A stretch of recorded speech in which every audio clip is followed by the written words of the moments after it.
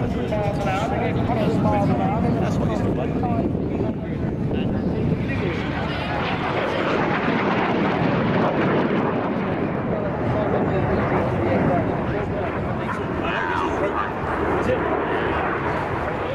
Display, we saw a barrel roll in close formation.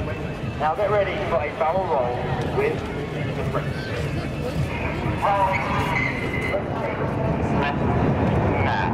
This fabulous rollback, finish off to our right. Keep your eyes down there.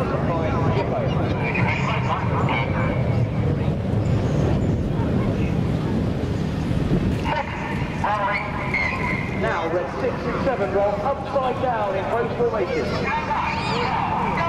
This is the boy, red, white and blue. They fly changes in both in the sky as they fly the Python. Get the red and blue sky at its eagle. Now carrying 5 minutes of white smoke and a minute each of red and blue. Now they're ready.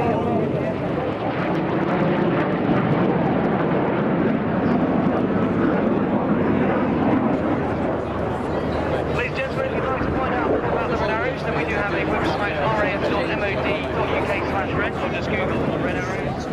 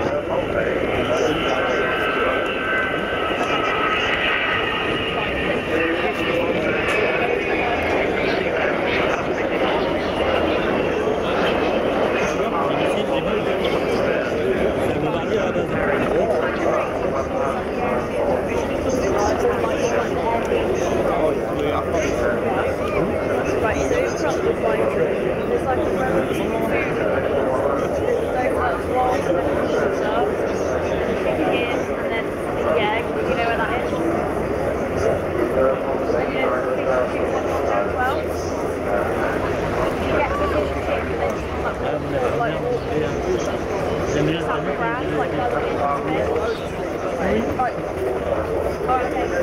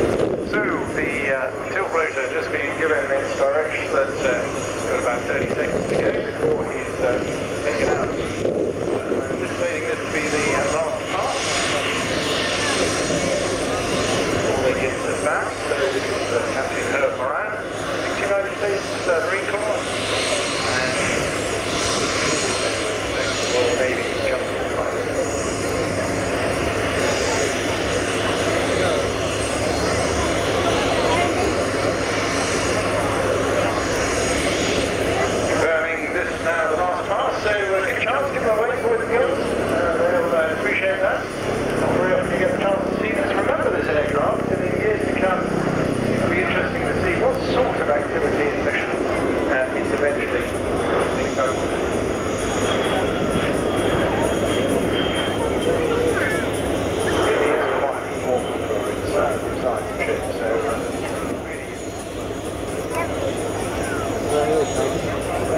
the cover maybe down here and the land.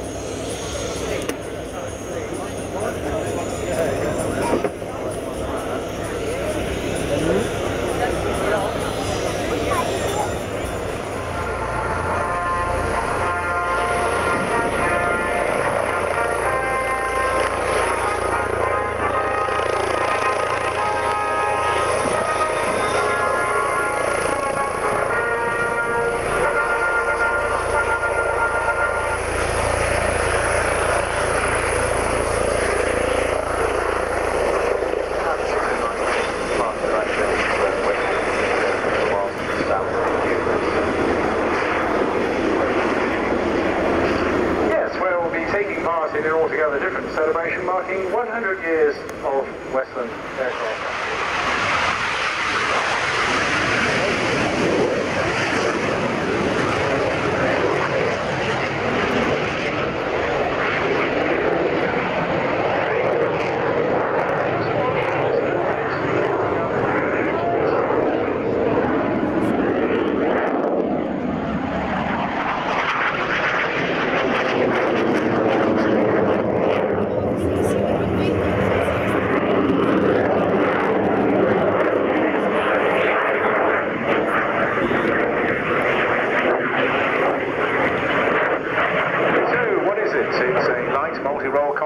Designed for a variety of different air-to-air and air-to-ground and reconnaissance missions.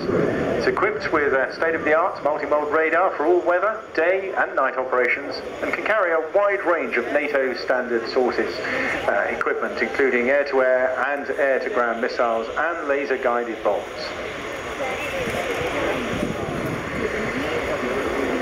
In its training variant, it's a two-seat derivative of this 159. And operational lead-in fighter training. The configuration can be tailored, of course, to meet the needs of other combat missions and follow-on air-to-ground training, patrol and reconnaissance missions and the like. It's in service with the Czech Air Force. 24 new-build aircraft had been purchased by Iraq. I'm not quite sure how that contract has subsequently got along. Alongside 4 second-hand examples from the ex-Czech military stock.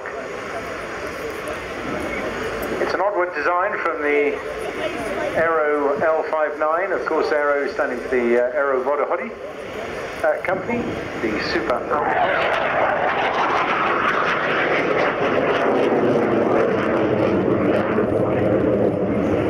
development of this aircraft back in 1992 with the Czech Air Force ordering 72 of the aircraft in the mid-90s.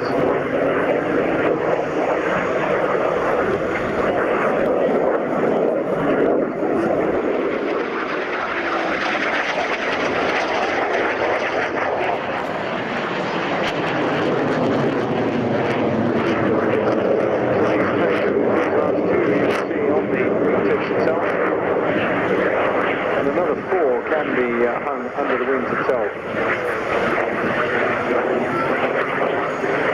Got light armoured cockpits and a 0-0 ejection seat fitted. Going into an outside climbing turn, pushing hard.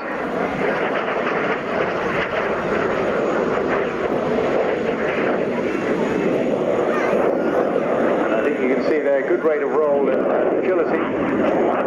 As you get an underside view, you'll see the fittings for the under fuselage suspension points in 6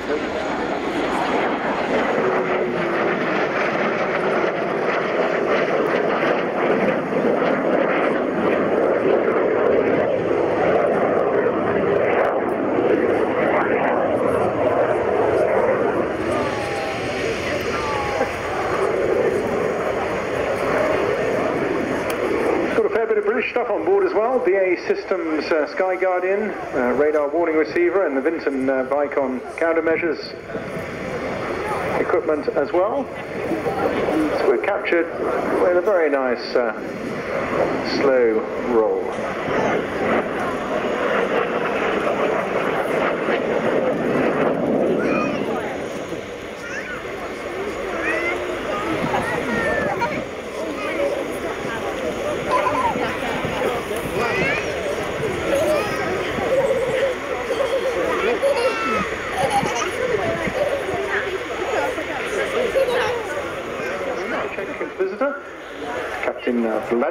Tavarik in the L159 Polka.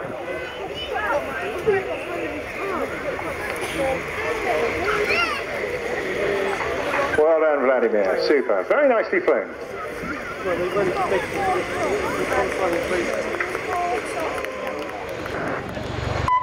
Gunship, roger. Inbound.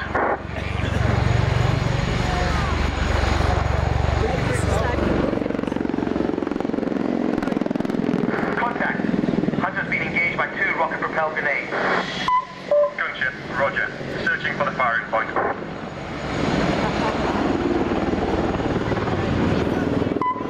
Gunship 1, this is Gunship 2. Enemy fighter spotted. High laser on. Gunship 2 on the far side of the airfield has identified the enemy and has drawn Gunship 1 sight onto the target using his laser. Gunship 1 will now deliver.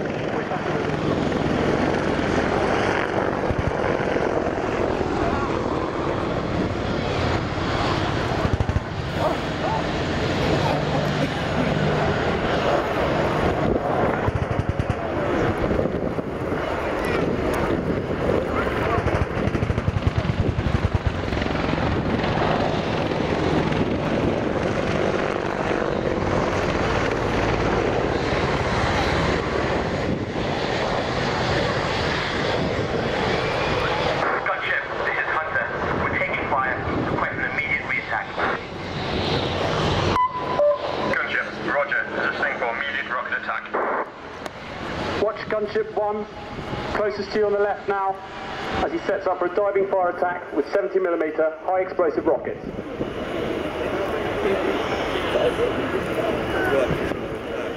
Gunship, you cleared hot rocket.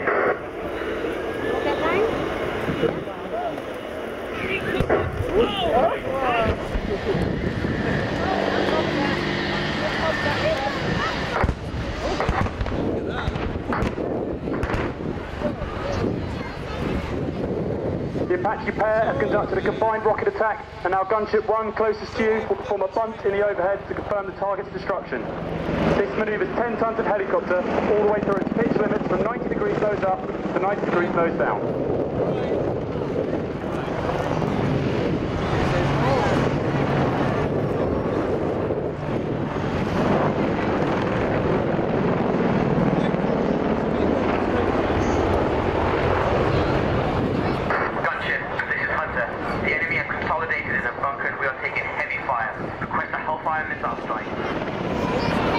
In addition to its contributions to operations in Afghanistan, 4 British Apaches were deployed to the Mediterranean Sea aboard HMS Ocean in 2011. They attacked numerous targets in Libya as part of the UN operation there, proving the Apache is a battle-winning asset that can strike from both land and sea.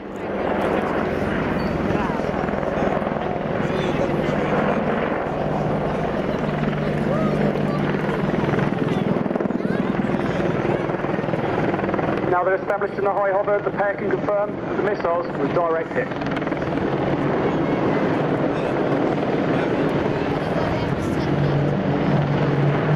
Gunship, you're taking fire from a second bunker. Gunship, roger. Setting up for a strafing run. Gunship were just engaged from enemy firing points on the ground. The pair conducted a rapid descent to escape the threat and are now setting up for engagement with 30mm cannon.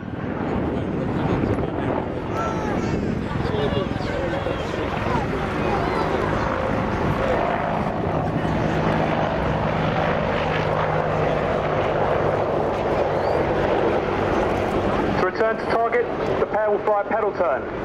This manoeuvre pitches the aircraft to 90 degrees nose up, and when the aircraft reaches zero airspeed, uses the Apache's powerful tail rotor.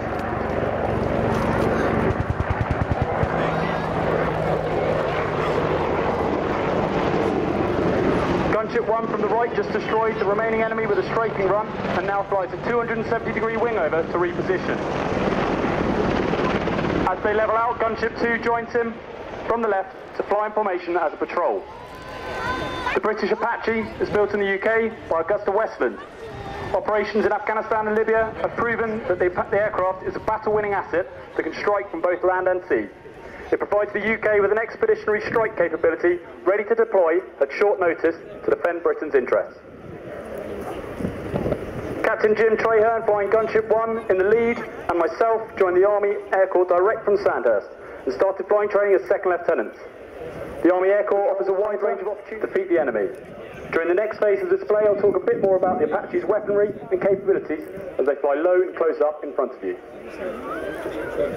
If you look above the main rotor blades, you'll see the dome of the Apache's fire control radar. This can detect 1,024 targets, prioritise the 128 highest threats for the crew, and provide firing solutions for up to 16 radar-guided fire-and-forget Hellfire missiles. The aircraft can sit behind a tree line with just the radar dome exposed above and pass targets to other Apaches in the patrol in a data radio message. The other aircraft can then destroy these targets from concealed battle positions without revealing their position to the enemy.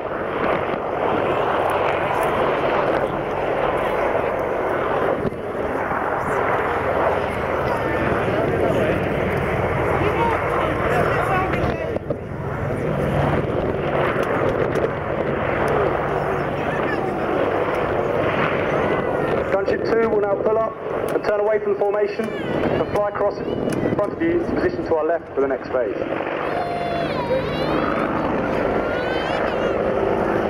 Meanwhile, Gunship 1 on the right is flying a turning quick stop manoeuvre to approach the hover to the far right.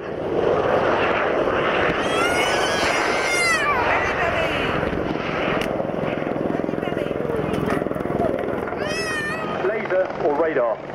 The laser-guided variant flies to a laser beam fired from the aircraft, whereas the radar-guided one is fire and forget.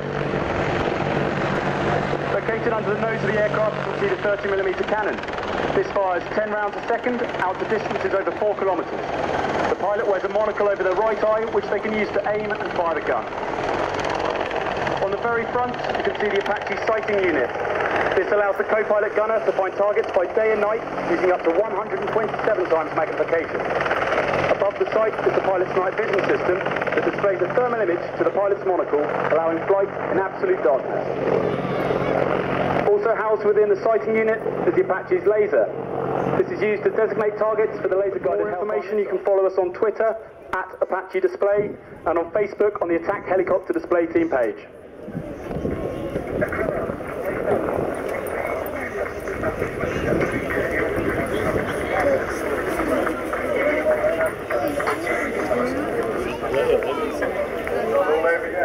After the pair level out from their return to target manoeuvres, the pilot will use all the power available to them from the Apache's engines to accelerate up to 140 knots. Each aircraft has more horsepower than 4 Formula 1 cars combined. For the final vertical manoeuvre, best of luck to him in his marriage and the rest of his career. Both of them will be flying Gunship 1 later on today in the Commando Assault demonstration that concludes today's blind display. Make sure you keep your cameras ready. We still have one last explosion for you.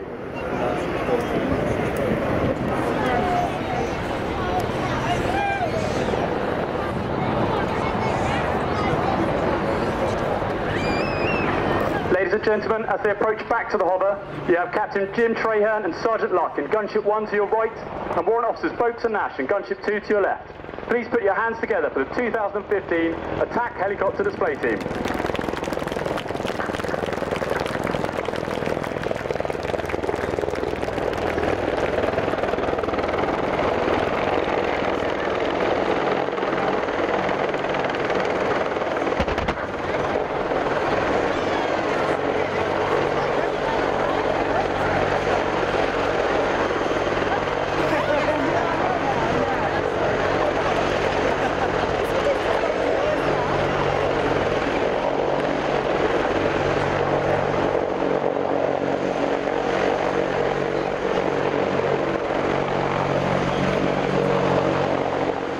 Everyone at the Attack Helicopter Force Watchroom, we'd like to thank Event Horizon, the expert team who's made the brilliant pyrotechnics possible. We'd also like to extend our thanks to Royal Naval Air Station Yevilton for having us here today. The team would also like to extend their gratitude to our team manager, Major Chuck Nichols, who celebrates his birthday tomorrow. It's thanks to him that the first ever Apache pair display has been on the airshow circuit this year. Finally, we'd like to thank you, the public, for your continued support to the British Armed Forces. Thank you.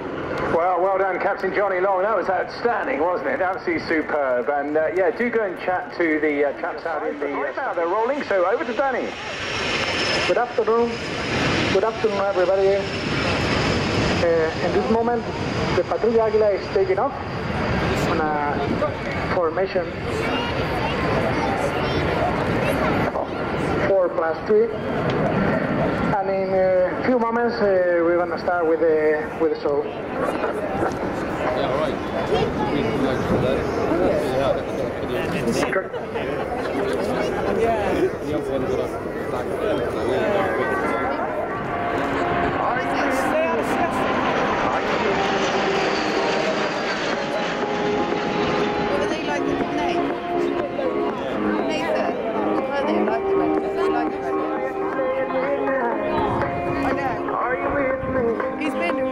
We're going to perform a flyby in poker formation from the left to the right.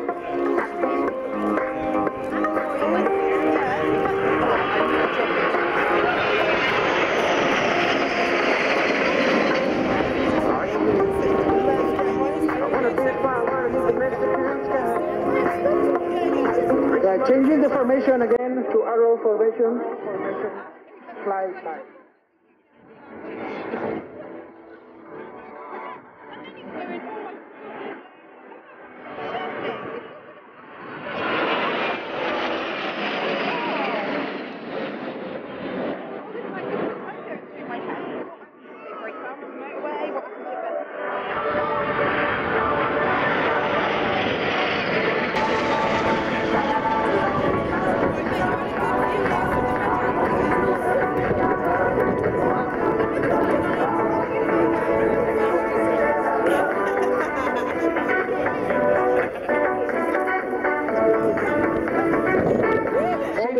The Patrulla Águila.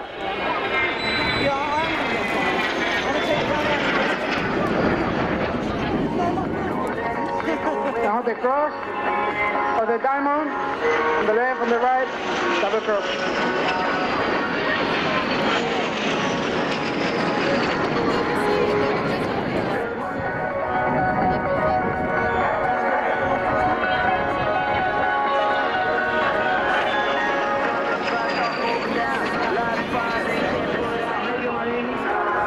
More than 1,000 flying hours in F1.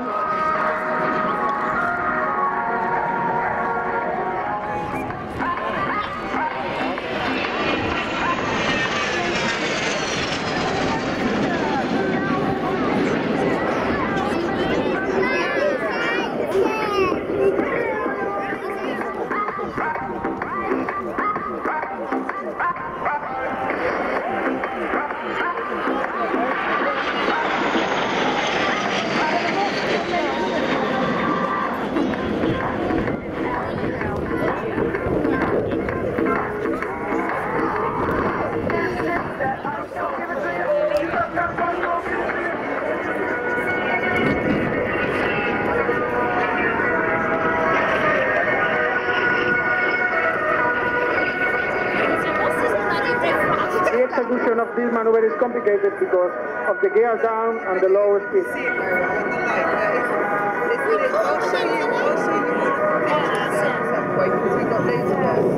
But yeah, it was funny.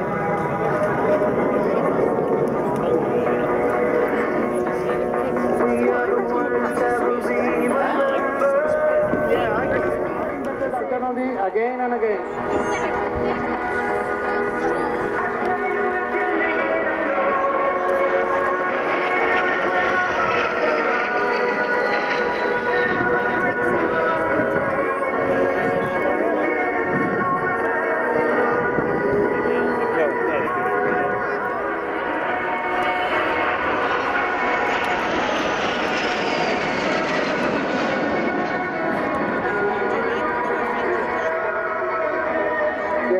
On the left, the solo appears again.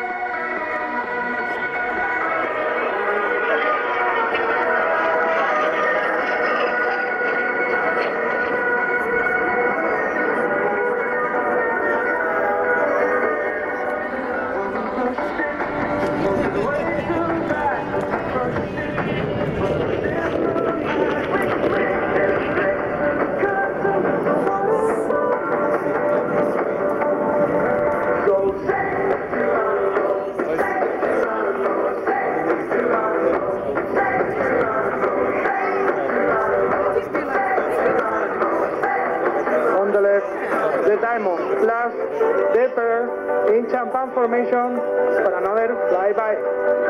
Crossing with the solo.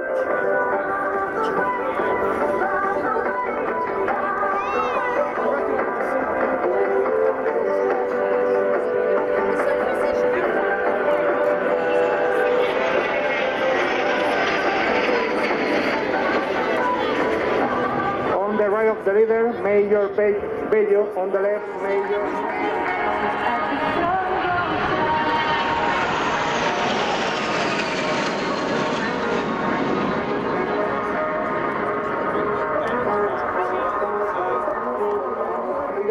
And seven are placed forming 2 heroes.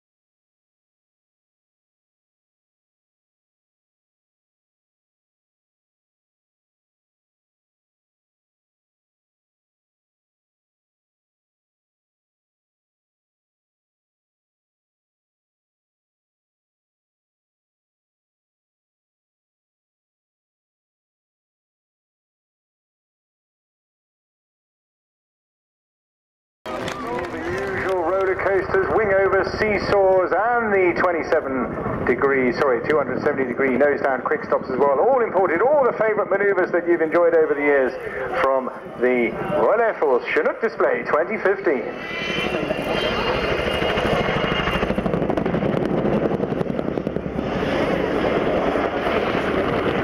That's such a distinctive sound, the blades up those twin rotors, and I can actually feel it pulsating through the commentary booth here. It just goes straight through you.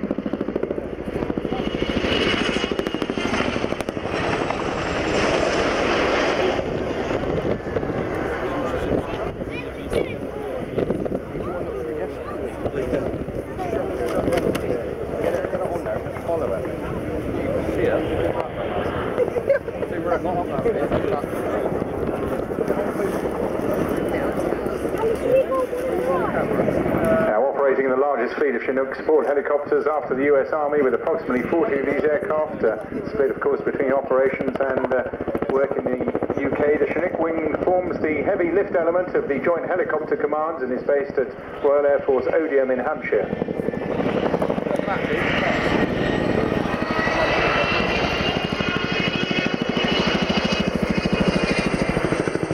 Coming into the familiar seesaw, you see the crewman waving out of the window there, hanging on for his life as we go almost into the 90-degree vertical and nosing over, all the blood rushing up to the feet. Oh, I should say the eyes, shouldn't I, really? There we go. Anyway, primarily used for trooping and for carrying internal and underslung loads, of course. They can carry up to 55. And everyone give him a big wave, that co-pilot there on the window. Well, I hope that wasn't the co-pilot, Dave. Superb 20 270-degree nose quick stop there, and kicking the tail rounds, now going to the high hover, very much the Gorney departure this out of Gorney Vakuf, and going high straight up to avoid enemy fire. The cabin of this helicopter is large enough to accommodate 2 Land Rovers, while 3 underslung load hooks allow a huge flexibility in the type and number of the loads that can be carried externally. Secondary roles, of course, include search and rescue and casualty evacuation, in which a total of 24 stretchers can be carried, and of course famous now for their MERT role during the Afghan campaign.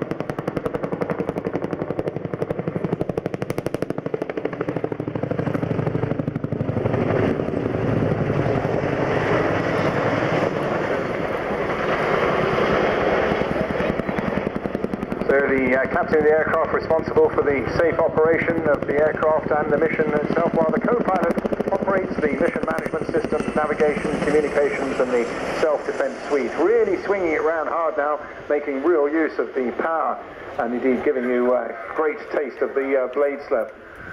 In the cabin, 2 weapon system operators who are responsible for passenger safety, loading and cargo restraint, operation of the aircraft weapon systems, winchman and the winch operator roles, aircraft servicing and, when deployed, also voice marshalling of the aircraft. So busy crew, these guys on the Chinook.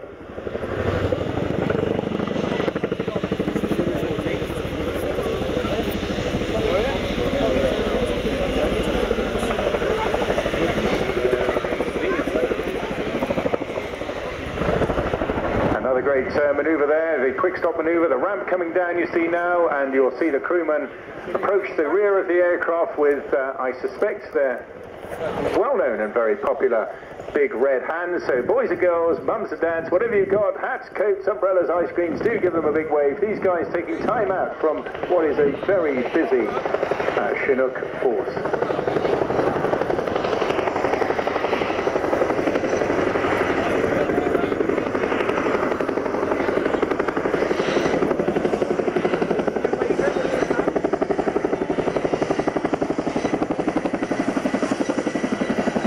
So there we go, as promised, please show your appreciation now to the crew by giving them a big wave as they pass along the crowd line. Really super stuff.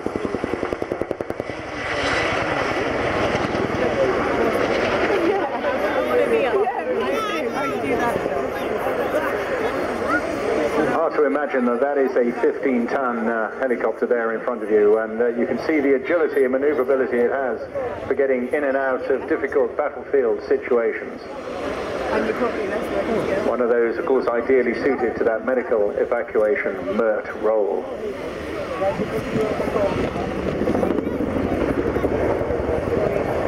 So as well as being display manoeuvres here today, there are indeed very useful and practical operational manoeuvres as well, involving fast, high-paced manoeuvres to quickly extract a casualty from the battlefield, often under enemy fire.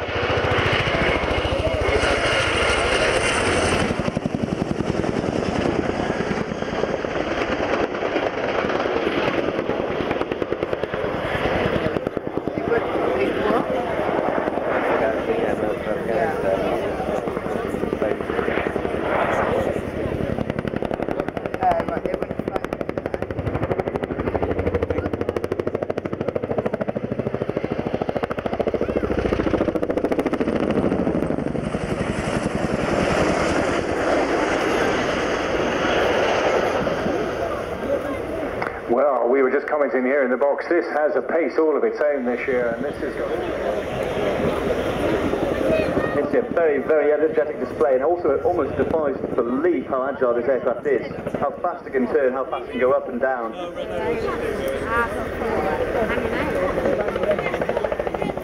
Now, I think we're probably coming into the two-wheeled landing, just a demonstration. He probably won't put the nose down. I'll just give you an example of how quickly they can get it in and get it out again.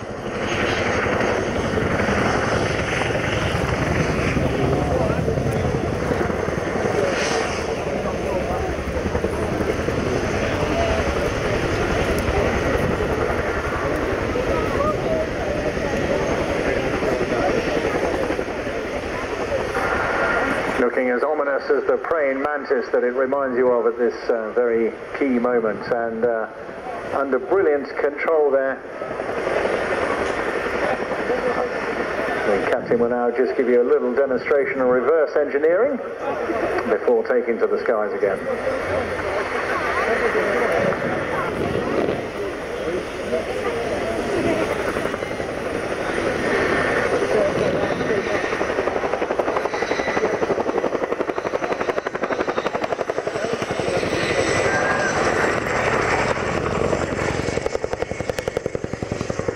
Stand by now, the crew are going to just position in front of you. They give you a little nod. When they do give them another wave, won't you? This is for the crew.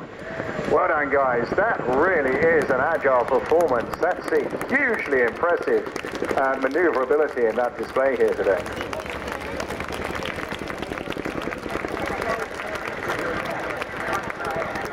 Well, that is punchy stuff, I hear. The captain now saying he's... George, I thought I'd give you a break, and give your voice a break, and let the music go over.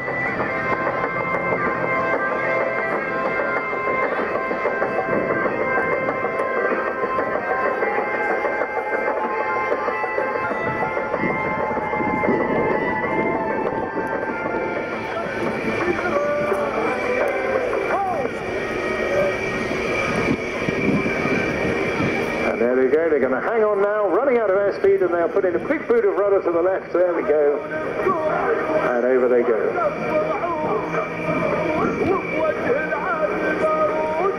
Number 4 there, deliberately leaving the formation. He'll be coming back in as a solo performer in a few minutes' time.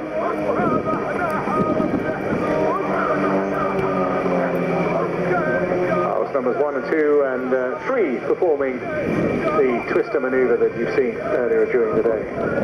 Keep your eyes on the solo. He's coming in now in a slot straight in front of you across the tower on the B axis. And I think he's going to head up straight into Lomjuak.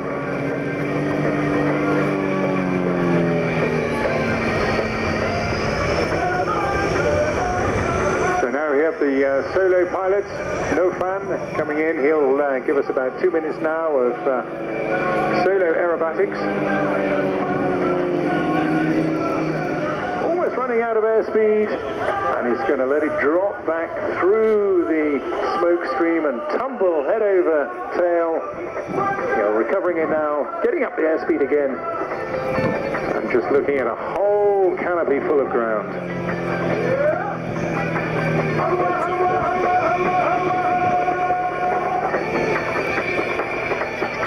Another tumble.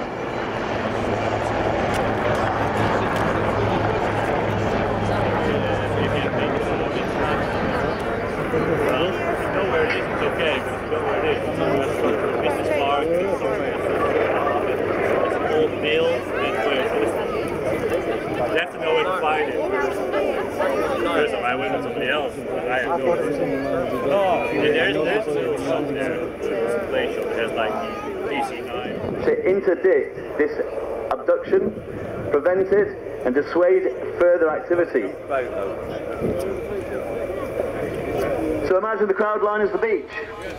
Everything ahead of you is the sea. The force comes from the sea. Wildcat armed to the left of the crowd, Wildcat armed with M3M and depth charges. To the right, the Wildcat is the Lynx as part of the combat search and rescue capability.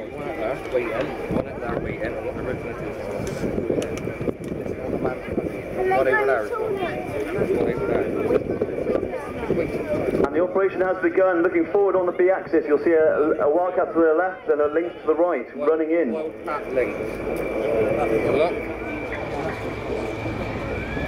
Yeah, one over there, so there's one there, one over there. Visually very similar size. The Wildcat, based on the same airframe as the Lynx. Lots of engineering upgrades though. And you'll notice there's structural difference. The tailplane, the horizontal stabilizer on the back of the Wildcat, very distinctive.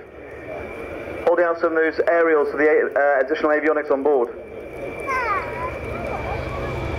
The avionics are the huge difference between the Wildcat and the Lynx.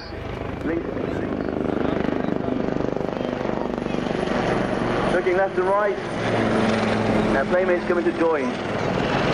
They're scanning the area for any activity that they're expecting to see.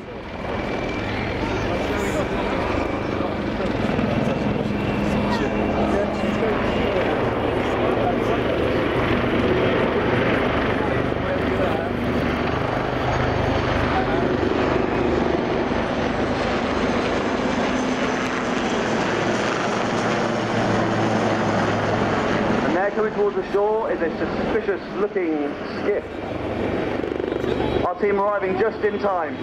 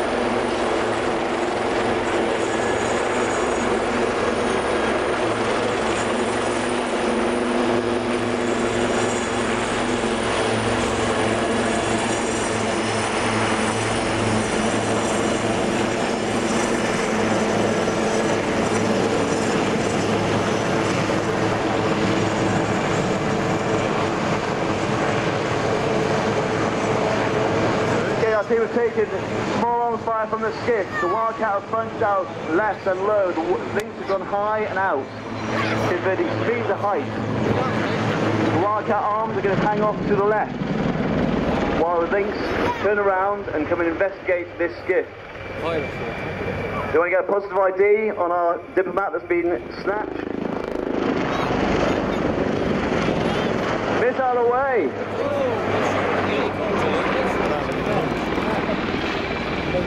The Lynx climb. To guarantee to defeat the missile, flares go out.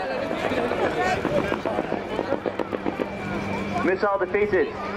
From the left, the Wildcats see the threat. They're coming in to protect the Lynx and prosecute the target. Both armed with M3M machine guns firing 1,000 rounds a minute. It's an audacious weapon. Shots across the bow to deter the skiff from making any further movement.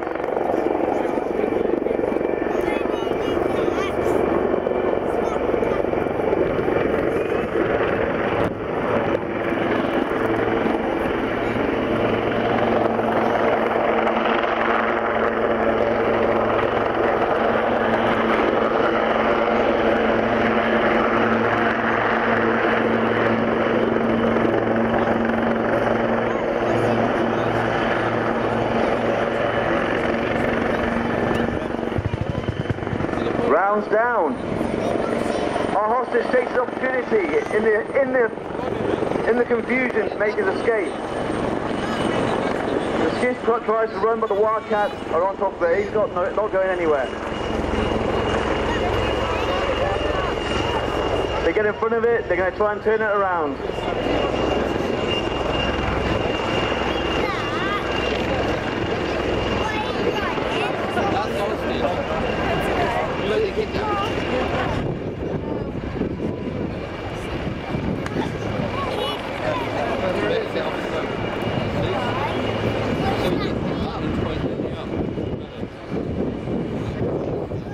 Now our hostage marks his position. He's requesting recovery. Our Lynx search and rescue are positioned out left. As soon as all the threat is neutralised, they're going to come in and rescue our hostage. The skiff is being neutralised, but as our diplomat has gone, they're now going to destroy this skiff to prevent its further use.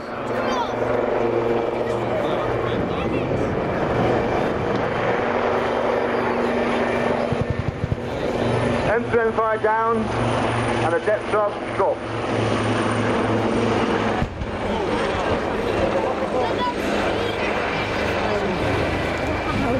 Now the skiff is destroyed, it's safe for our Lynx guys to come in and rescue our hostage.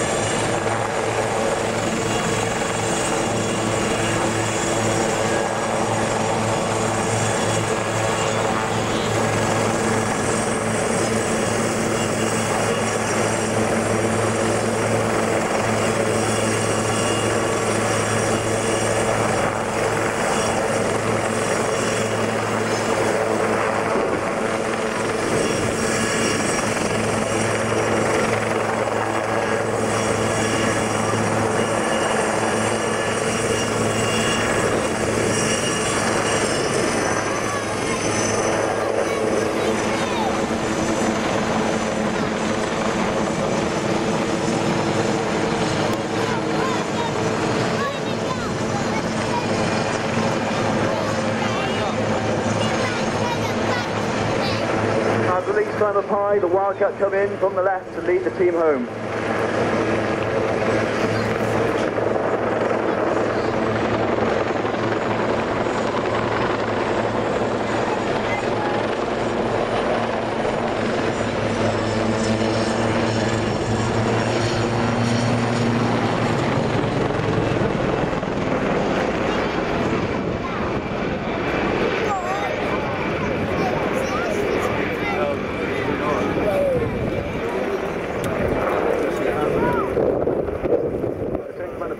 And Lieutenant Commander Booland.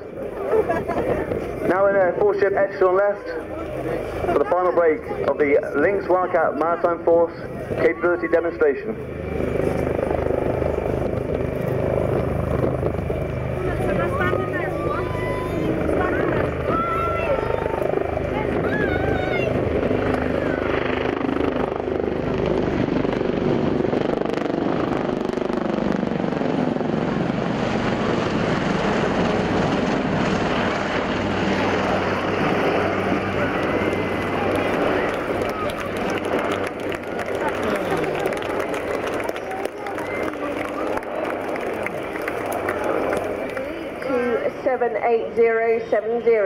You will pay £1.50 deposit towards the cost of the DVD, plus your normal network charge.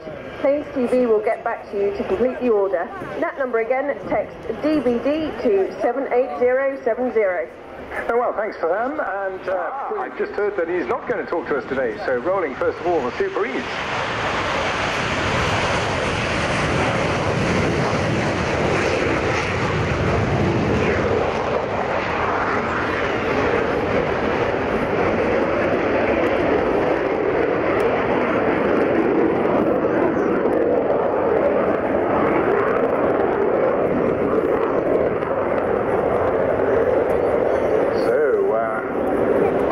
Not being as good as my Spanish, and that was never very good to start with. I'll stick with the English commentary for today. Launching, as we say in Royal Navy circles, the Rafale.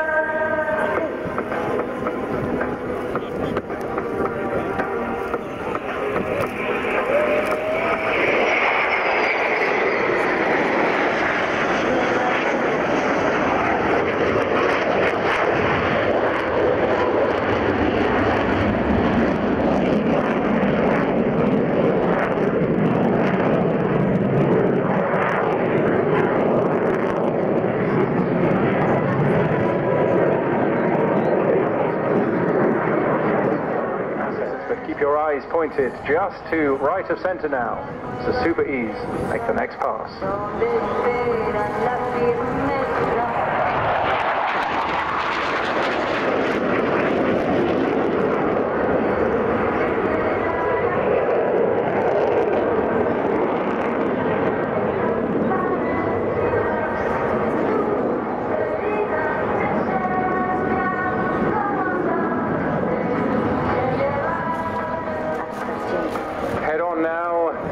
Close pass at centre. One slow, one fast, one with the gear down.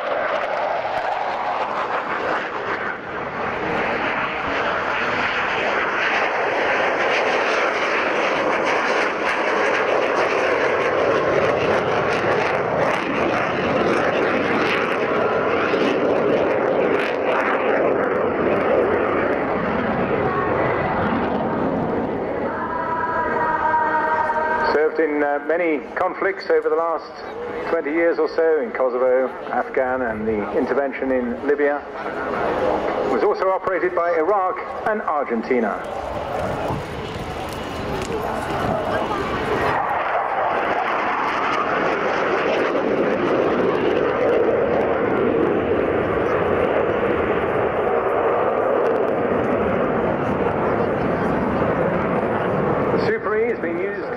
Rafale, and that transition likely to take place during the course of the next year.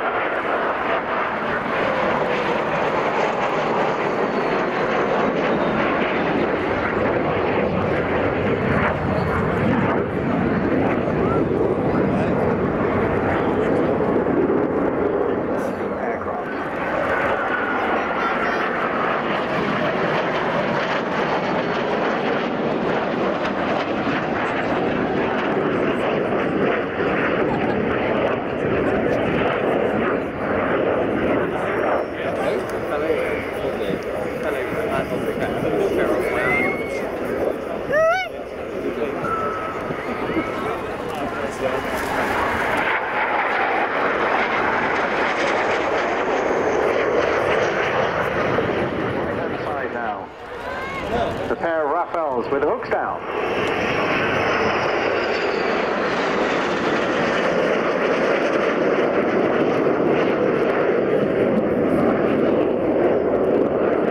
That, Captain LA, was a neat bit of line astern tight flying.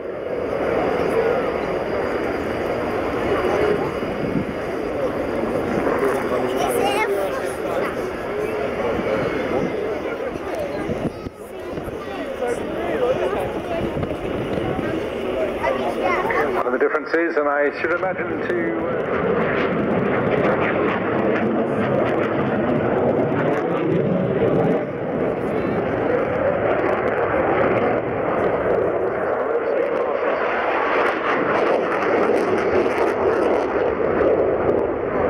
all highlighting the variable speed range of the aircraft.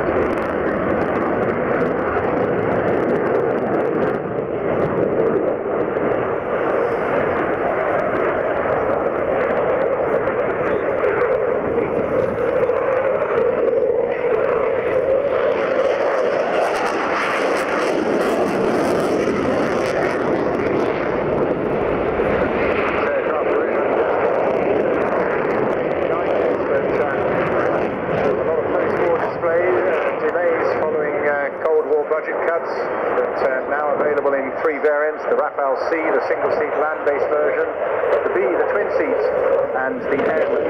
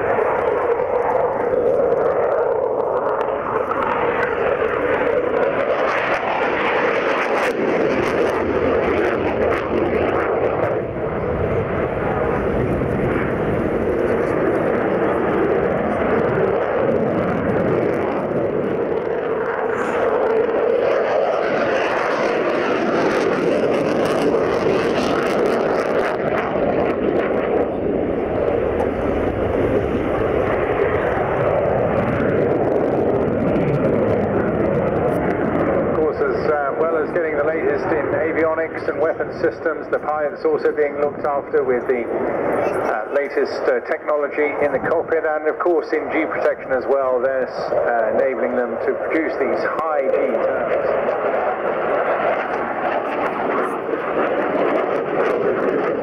Brake and land.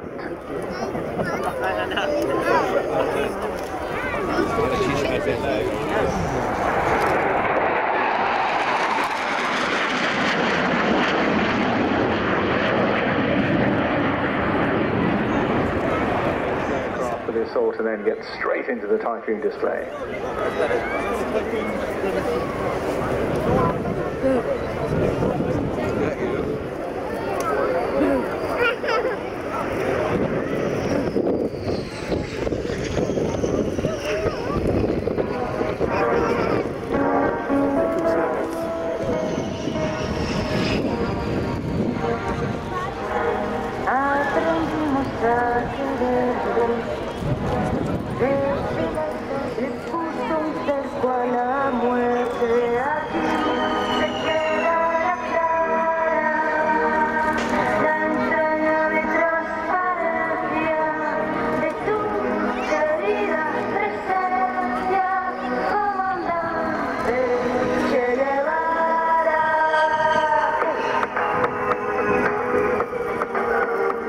Thank you very much indeed, the French Naval Air Wing.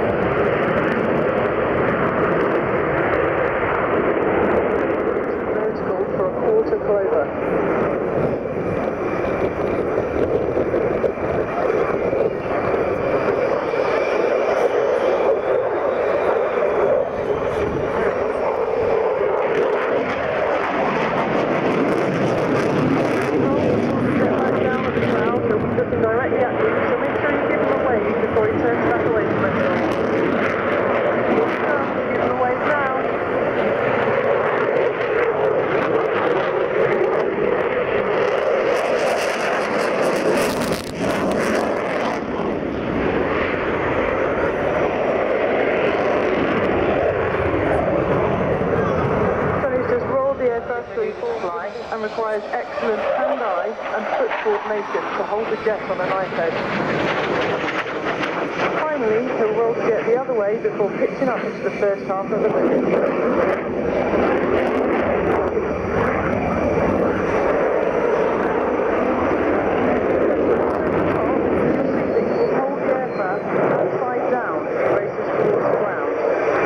As he passes 2,500 feet, Johnny will roll the jet away and turn away from the crowd.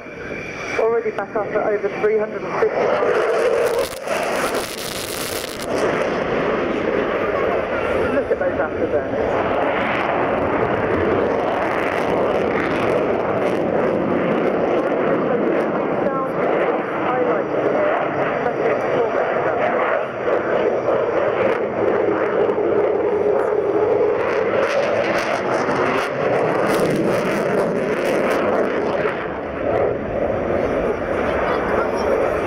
You might like to know there's a time for a change of pace now. The jet slowing down, and as the jetbacks point towards us, you can see the landing lights on.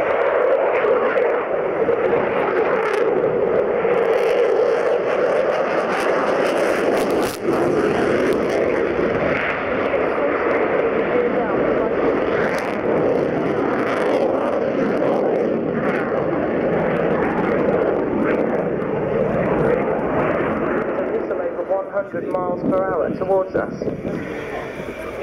As I said before, Johnny's primary duty is an instructor at RAF Coningsby. He helps train the next generation of Typhoon pilots, as well as contributing to the defence of the UK's airspace.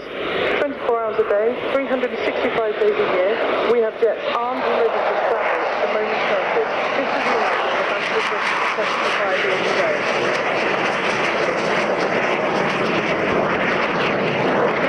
Time again, ladies and gentlemen, because as Johnny will reach the end of the crowd line, he'll light both the afterburners and climb nearly vertically, demonstrating the incredible power of the Rolls-Royce engine. There he goes.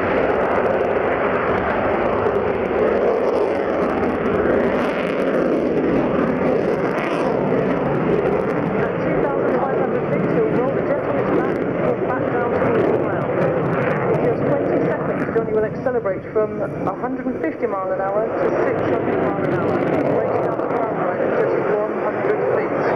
Here he comes.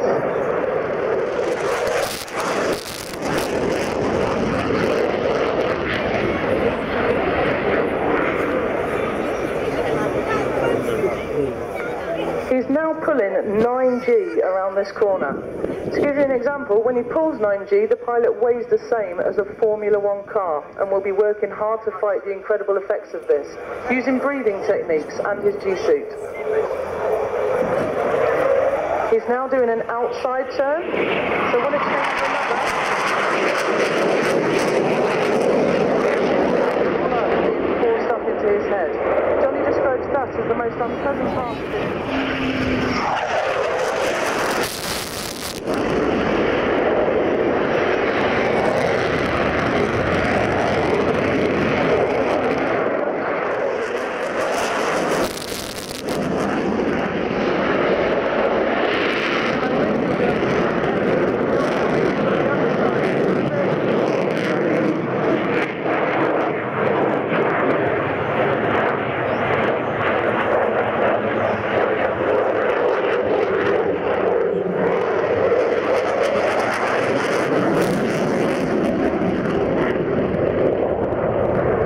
Turning back towards us and we'll barrel roll again towards the crowd.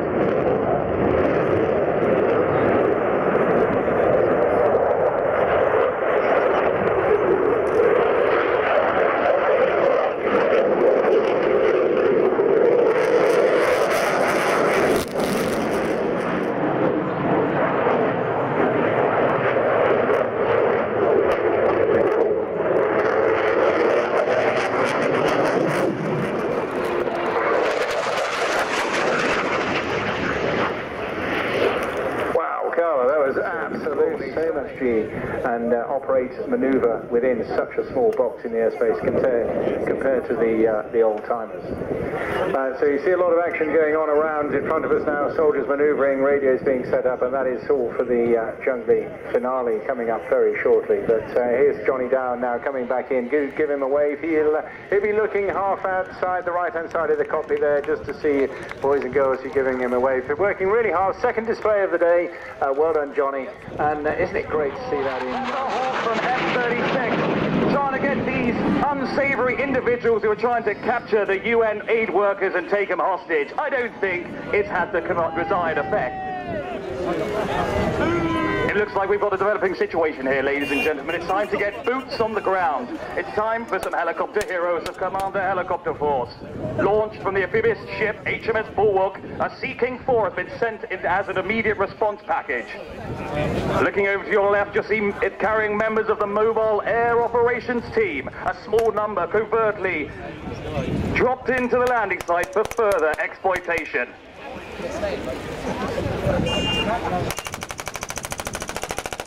The firefight ensues, and as they come storming in, you'll see Colour Sergeant West is 50 feet too small for the helicopters to go. The venerable Mark IV Sea King hovers in a rock-steady hover about 150 feet. Please secure your small children. Like a Colt 45 Magnum, these aircraft will blow you away.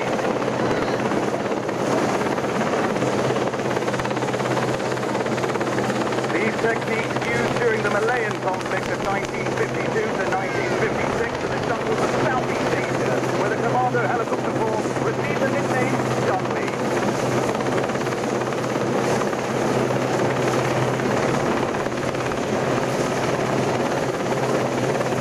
We've got our man on the ground, securing the ropes, and our Colour Sergeant Mark West from RMPU's Mobile Air Operations Team here at Royal Navy Yevilton, dropping down to secure the landing site.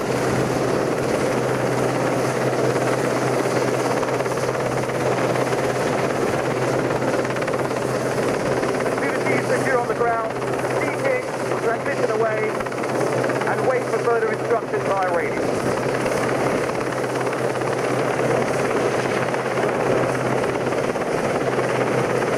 Meanwhile, ladies and gentlemen, further across we seem to have a suspect vehicle spotted in the area. Possibly identified and backed up by local intelligence, 2 wildcats have been scrambled in to stop the vehicle.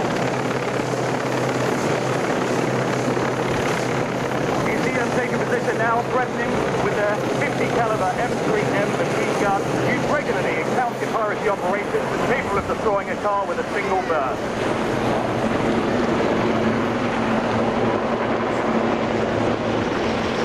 More boots on the ground now, ladies and gentlemen. We've got 2 more Seeking Mark IV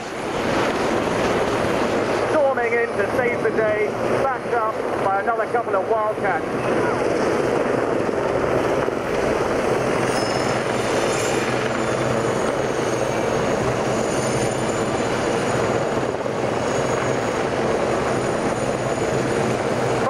Into the area. The firefight is underway. They seem to be retreating. I think we're going to win this one, ladies and gentlemen. Today's troops coming from 14 Commando Royal Marines, based at Norton Manor Camp, near Swanton in Somerset. They regularly deploy outside the United Kingdom whilst on training. Nicknamed the Sunshine Commandos, they are trained in tropical sun, desert and mountain terrain. And the firefights underway. It looks like we've got this insurgent force on the rebound. But what's this, ladies and gentlemen? There seems to be some armoured personnel carrier sporting a hefty 7.62 machine gun. Moving forward now. Seems like troops. If you look over to your left, you'll see Ugly call sign coming in, ready to engage.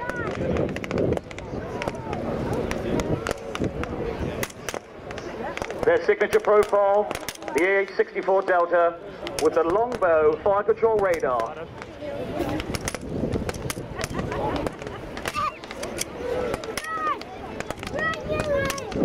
A 30 Mike chain gun sporting multi-purpose high explosive rounds, nicknamed in the business Party Mix.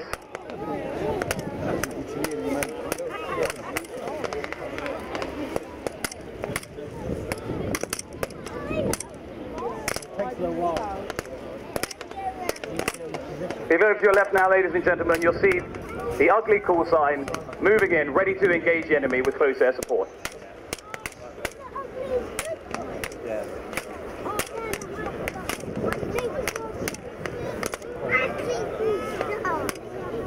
And the firefights ensuing, ladies and gentlemen. Our friendly forces being pushed back.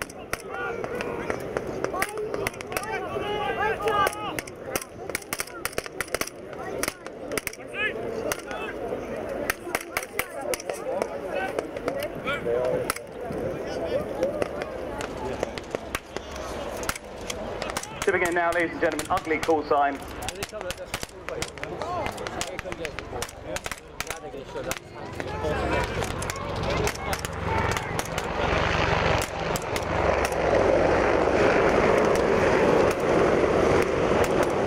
Looks like they've scored a direct hit, ladies and gentlemen, to the Army personnel. It looks like it suffered damage, but it hasn't quite done the job. Radioing back, it's time for call sign Satan. Again, the fast jet coming in to strafe the vehicle.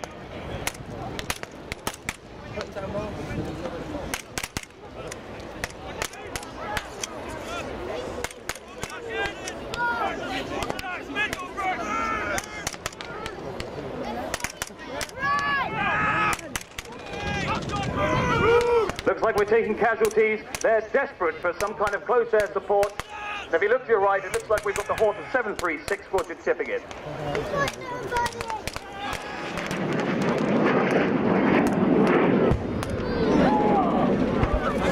Looks like I've scored a direct hit, ladies and gentlemen.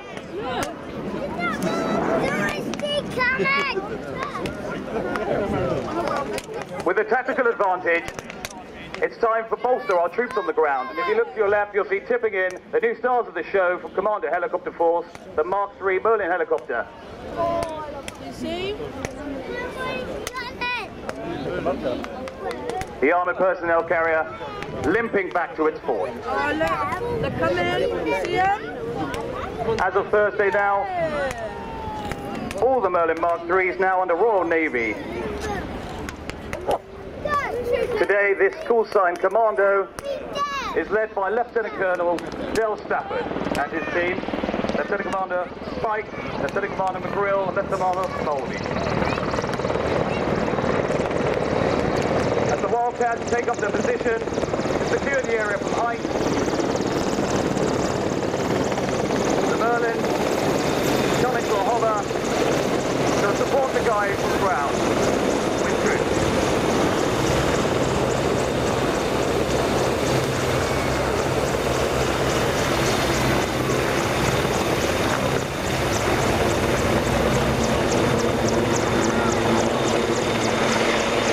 Very capable piece of equipment.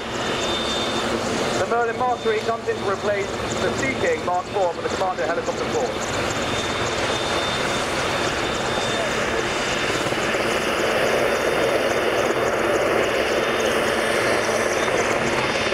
Quickly deploying on the ground, we've got an extra 40 troops. As the firefight ensues, our friendly forces once again regain the tactical advantage.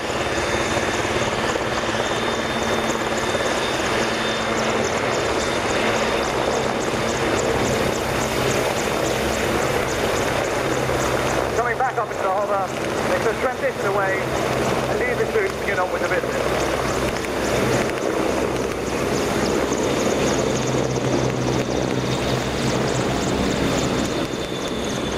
The firefight has been waging for some hours.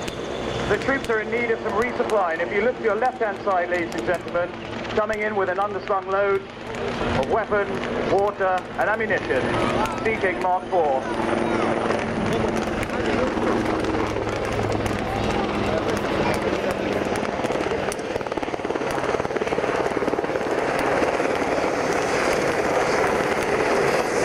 One of its core roles, along with movement of men and material, resupplying the troops right in the middle of the danger zone of the action, ladies and gentlemen.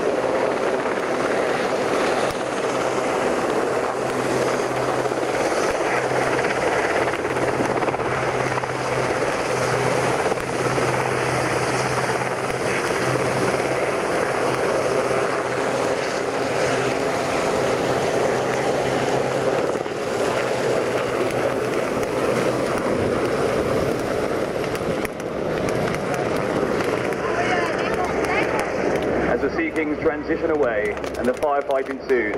Those with cameras, if you didn't get the first time, over the head of the troops, start wrecking the area.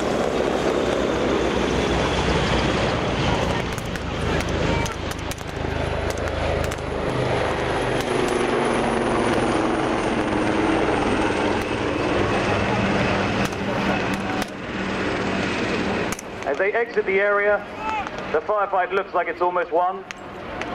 But suddenly, two more enemy force vehicles have been flushed out. Calling once again for close air support. The men of 40 Commando called in, call sign Satan, for a pop attack on the new enemy.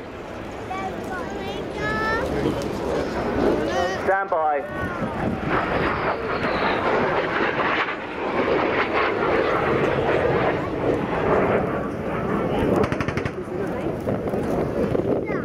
And with a little bit of poetic license, they've taken out the other two enemy vehicles. The enemy defeated.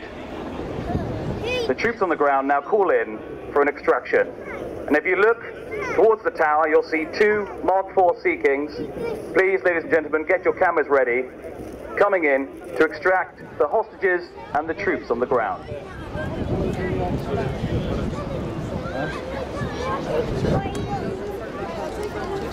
As they come in low to detect,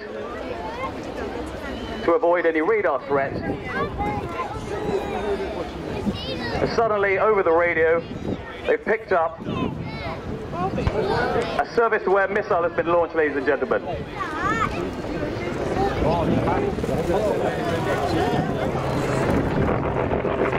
Maneuvering rapidly, they expel their flares, do a repositioning turn to exit the weapon engagement zone. The area too hot to come in. Once again, it's over to the ugly call sign to come in, locate, find and destroy. If you look to your left now, once again, you have the ugly call sign coming in to clear the area.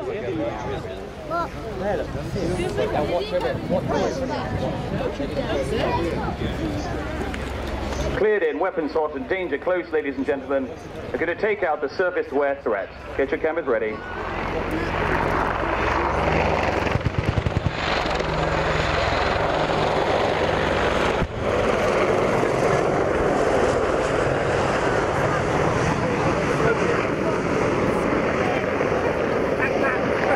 The threat destroyed.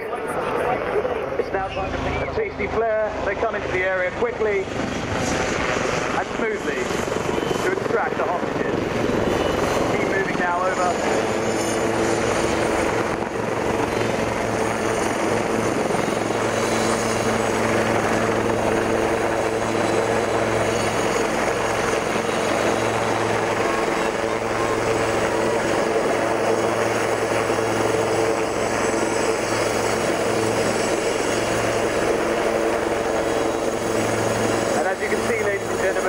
The civilian hostages will be taken back to the Royal Navy task force nearby off the coast.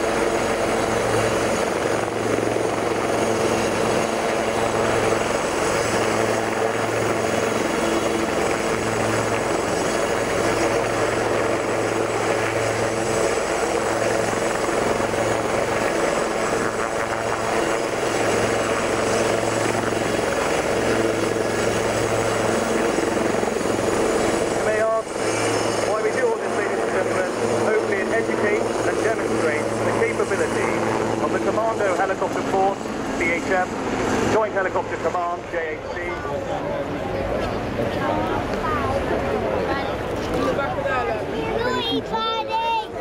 Hopefully today, ladies and gentlemen, with a little bit of poetic license, you've witnessed what is the bread and butter of Royal Navy Air Station Yevilton, whose personnel are held at 5 days readiness to move to deploy anywhere in the world, to tackle various contingencies which could dictate some form of international intervention.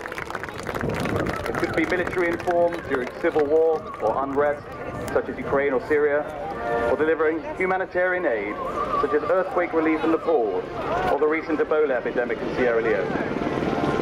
Get your cameras ready, ladies and gentlemen. The aircraft coming in. Please give them a big applause.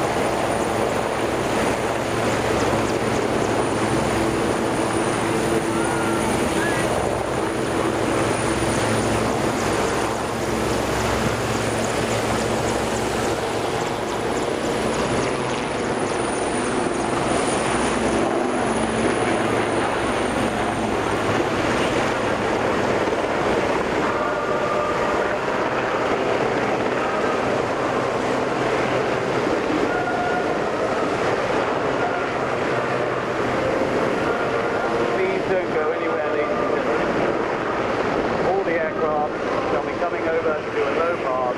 Again, please get your cameras ready.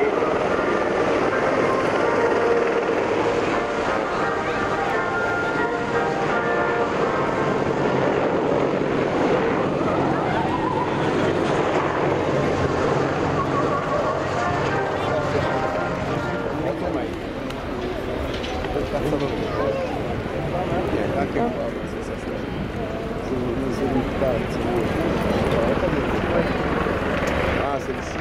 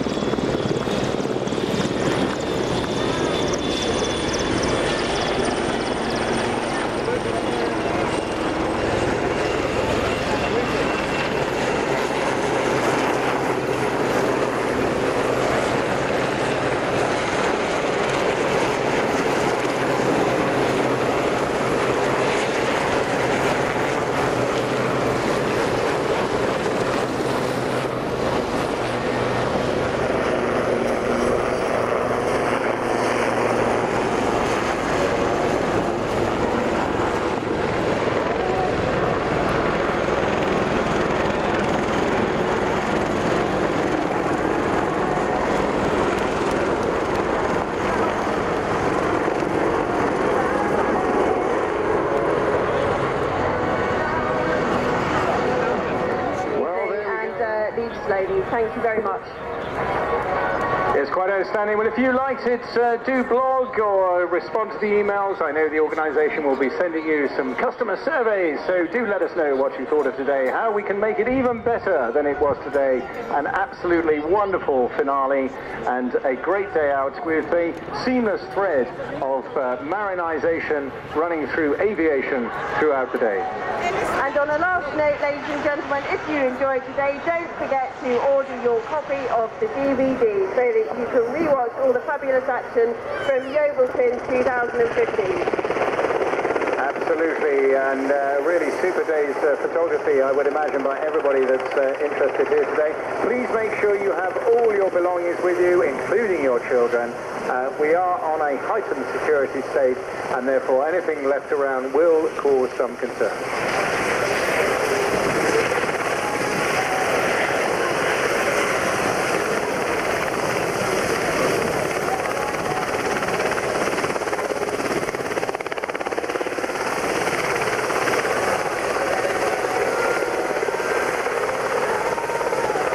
On your way out, please smile at the stewards and the policemen there. It won't be a rush exit today. There have been an awful lot of you supporting the Air Day today, and we thank you very, very much indeed. On behalf of everybody, all the serving officers and seamen based here at Royal Naval Air Station at Yevilton, we thank you very, very much indeed for your support, and we hope that we'll see you all back again in 2016.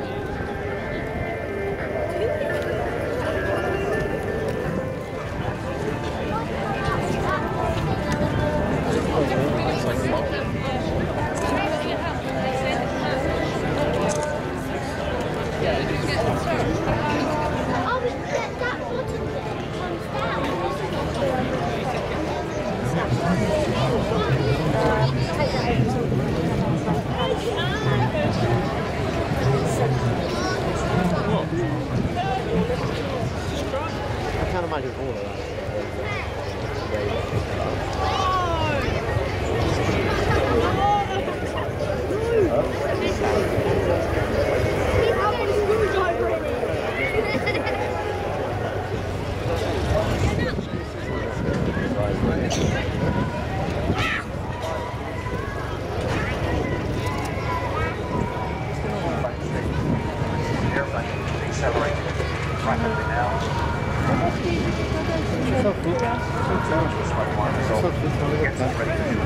Accelerate all the way around the front.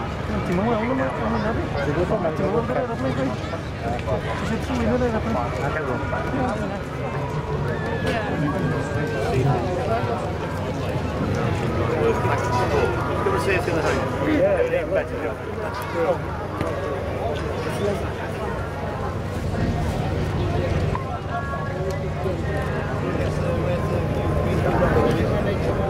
The big stick coming out the front. Jeff.